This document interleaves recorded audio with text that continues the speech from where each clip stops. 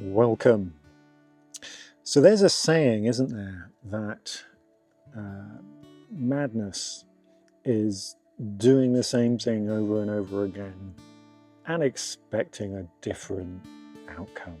Well, I must be mad because once again, I am at Stonehenge in the hope that I might get some kind of successful outcome on a shoot here. Excuse me turning away while I just turn my toasty over. This is to warm up my cockles, so to speak, before I head out. Now, what is it? It's the 25th of October, and we have Comet Lemmon in the skies. Tonight, or this evening at least, is, yeah, it's looking pretty clear and gonna get clearer. And so my hope is that we'll have, by the time we get to darkness, a clear horizon here and a fairly clear sky. Now, it is cold, definitely cold, it's chilly, so I am well wrapped up. The comet will be setting just north of westerly direction, which means I need to be the opposite side of the henge, due east of the henge. Now, given the circumstances tonight, and this is the first clear evening after sunset for some time, I'm anticipating once again that there are going to be quite a few other people after exactly the same shot. Time will tell. For the sky, I'm probably going to shoot something like about, well, I would think maybe 20 or so 60-second tracked shots, and I will shoot those with whatever I can get to work decently in terms of its weight on my tracker. I've got the move, shoot, move tracker, so that's what I'm working with. I only really need one good foreground shot, so I'm not going to waste a lot of time doing that. I'll take more than one, obviously, and I might actually just stack a number of foreground shots, but they will be relatively easy and simple to take. They don't need tracking. So that is the plan. Will I succeed? I'll get back to you later. I probably won't. I probably will not do anything to camera on site, because one, it's going to be busy, two, I've got a limited amount of time to work in before the comet sets, so I'm going to have to be really concentrating on what I'm doing up there. Okay, catch you later. Here it is, toasty's ready. Lovely. Okay, so here we are. I thought it might be helpful just so you get some value out of this travesty of a video. It might be helpful if you at least had some information on how to find a comet. I haven't been able to work out how to do that on PhotoPills, so I'm not really sure it's possible on there. So I have been using the Stellarium app here, and I knew just from general research and general knowledge that that the comet would be low in the western sky, maybe in this particular instance a little bit north of west.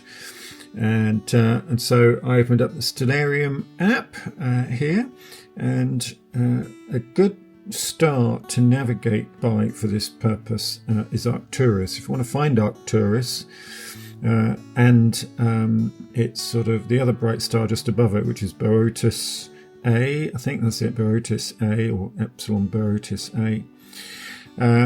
If you look for Ursa Major, or the Plough, whatever you want to call it, then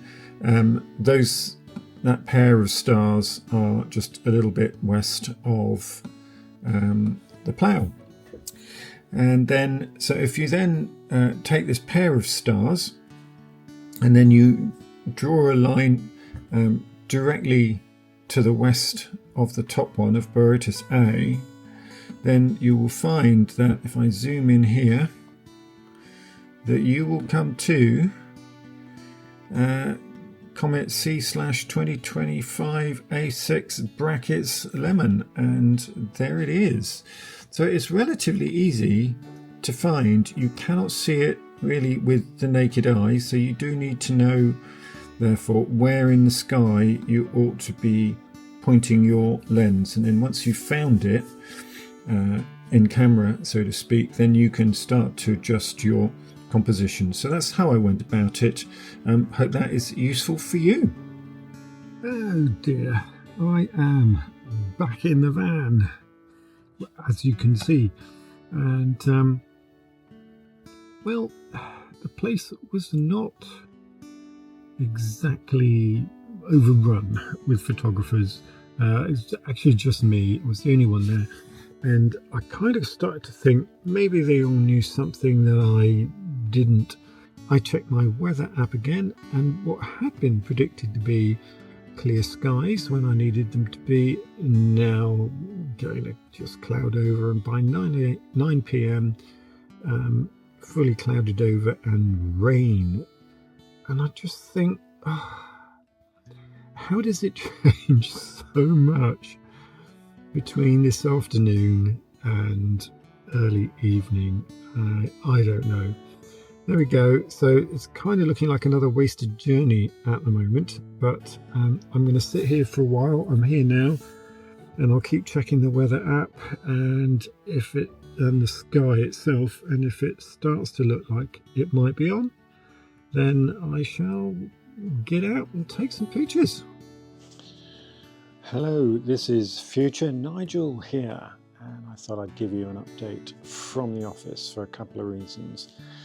Firstly, my DJI Osmo Pocket 3 has started playing up, and it chose that evening to not quite give up the ghost, but develop a fault that meant I couldn't record anything else that evening. So, as I'd already mentioned, there was virtually nobody there, and they probably had more of an eye for the weather than I had managed to sort out, and I decided pretty much to give up and head back to Southampton, but I thought just before I do, I'll have one more look at the sky, and grabbed a tripod and my camera, just set it up for a quick trial shot, and did actually spot the comet, which is great. So I then hot-footed it with my gear back to the Stones to set up for a shot, and met one other photographer who'd also turned up not long before. Now, unfortunately, I didn't really have very long to shoot, because although I could see the comet, the clouds were moving in, and I probably had literally at most 5 to 10 minutes, and some of that was setting up. So it meant that I managed to rattle off a small number of shots, only one of which turned out to be anything like sufficiently sharp. And in my hurry to try and get something in the can before the clouds came in, I forgot to allow for the fact that at 70mm, my allowable shutter time is going to be a lot less. So I shot at 15 seconds and got some nice beanie shaped stars. So there you go. I will show you the image for what it's worth.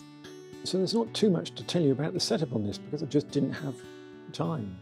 Camera straight on the top of the tripod, no tracking, not enough time for stacking. I did attempt to stack shots, but it was just cloudy, so no comet, no stars.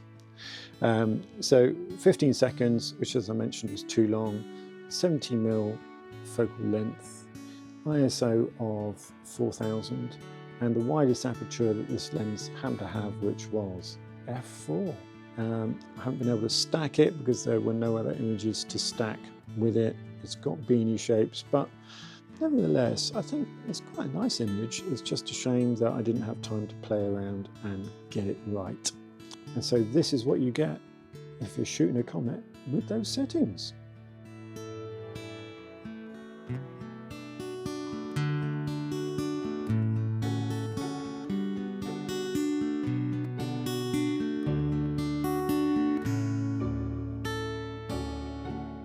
Now then, I am really trying to build this channel, and so I promised lots more content to come, and it would really help me to build it if you could press that special little subscribe button that you've got on the screen there, and if you've enjoyed the content in any strange way at all, then please also press the like button.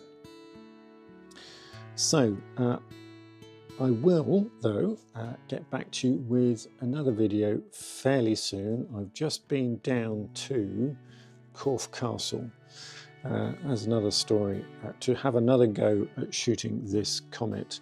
That also came with its challenges. I think I resolved one or two of them, particularly in terms of exposure time, but it did come with other difficulties, particularly in terms of light pollution. So more about that in the next video, and I'll look forward to seeing you then. Thanks very much for watching, and I will catch you again next time.